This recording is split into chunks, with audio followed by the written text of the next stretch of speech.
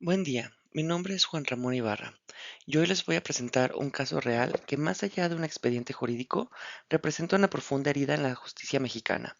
El título de esta exposición es Cuando la justicia se ausenta, el caso de Daniel García y Reyes Alpizar. Un caso que no solo nos invita a reflexionar sobre las fallas del sistema penal, sino también sobre la importancia de los principios procesales que deberían protegernos a todos por igual. Daniel García y Reyes Alpizar fueron detenidos en el año 2002, acusados del asesinato de una regidora del municipio de Atizapán en el Estado de México. Desde el inicio, el caso estuvo plagado de irregularidades. Ambos fueron detenidos sin orden judicial, sin presencia de un abogado, sin audiencia ante un juez. Después fueron sometidos al arraigo, una figura de legal que les impidió tener contacto con el exterior, ni con sus familias, ni con sus defensas. Pero lo más grave es que estuvieron en esta situación no por unos días ni por unos meses, sino durante más de 17 años, sin recibir una sentencia. Durante todo este tiempo permanecieron en prisión preventiva. Nunca hubo una resolución que confirmara su culpabilidad. Vivieron en la sombra del proceso, en la incertidumbre constante, como si el tiempo se hubiera congelado para ellos. Además, sufrieron tortura psicológica con el objetivo de obtener una confesión. La presión fue tan intensa que uno de ellos llegó a confesar, y esa confesión se usó como base para justificar su encierro, a pesar de haber sido obtenida bajo coacción. Este caso llegó hasta la Corte Interamericana de los Derechos Humanos, y la Corte identificó una serie de violaciones graves a los derechos humanos. Primero, se violó el derecho a la libertad personal, al haber sido detenidos sin orden judicial y sin justificación legal. Fueron privados de su libertad de manera arbitraria. Segundo, se violó su integridad personal, ya que durante el arraigo fueron incomunicados y presionados psicológicamente en condiciones que pueden clasificarse como trato cruel e inhumano. Tercero, se violó el debido proceso, ya que no contaron con una defensa adecuada ni con un juez imparcial que los escuchara de manera oportuna. Se utilizaron pruebas obtenidas ilegalmente. Cuarto, se violó el plazo razonable de juicio, uno de los pilares del sistema penal. Estuvieron más de 17 años privados de su libertad sin recibir sentencia. Eso no es justicia, es castigo sin ley.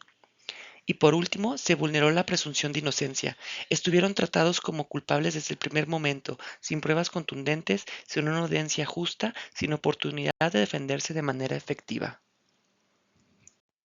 Ante este cúmulo de violaciones, la Corte Interamericana de los Derechos Humanos en abril del 2023 emitió una sentencia firme contra el Estado de México.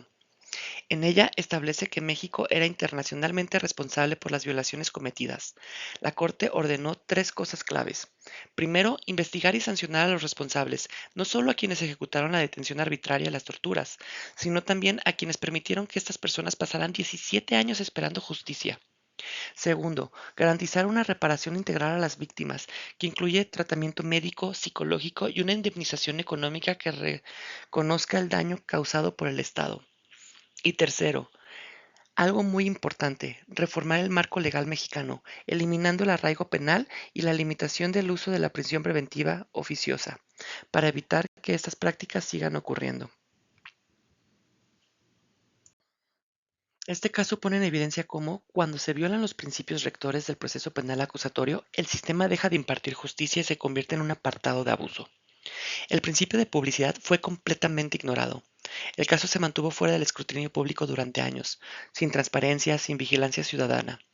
El principio de contradicción también fue vulnerado. Las confesiones obtenidas bajo presión nunca fueron debatidas con igualdad de condiciones ni examinadas en juicio. La inmediación no existió. Los jueces que tomaron decisiones nunca estuvieron en contacto directo con las pruebas, ni escucharon a las partes en audiencias abiertas. El principio de concentración fue fracturado. El proceso se dividió en etapas dispersas durante años, lo que impidió una visión coherente del caso. Y el principio de continuidad fue anulado. El juicio nunca avanzó de forma regular, por el contrario, quedó detenido en el tiempo por más de una década.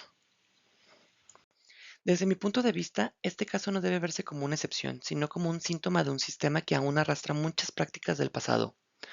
A pesar de que en papel México adoptó el sistema penal acusatorio desde el 2008, en la práctica muchas instituciones todavía operan bajo lógicas inquisitivas, donde se parte de la culpabilidad, no de la inocencia.